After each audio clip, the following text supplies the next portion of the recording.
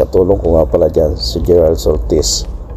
Ang ginagawa niya ay naglalagay ng tagging sa mga wire na hinahatang namin para hindi kami maligaw, para madali namin makita yung testingin namin mamaya mga connection pag naglagay na kami ng RJ45 tsaka Keystone Jack.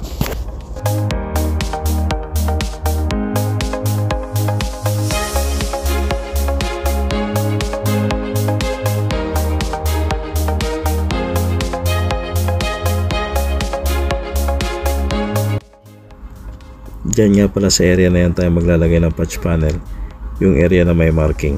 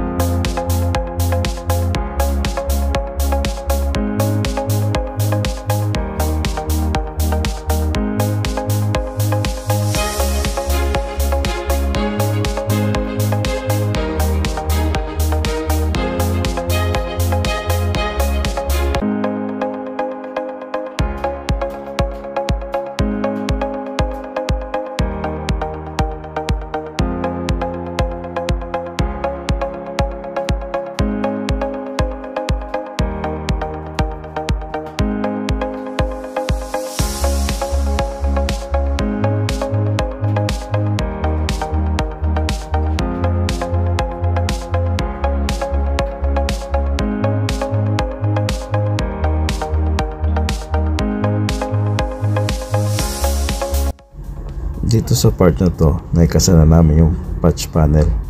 Hindi ko na na-videoan dahil di ko na malayan. Nalobat na pala yung CP ko. So ito na yung patch panel na ikabit na namin.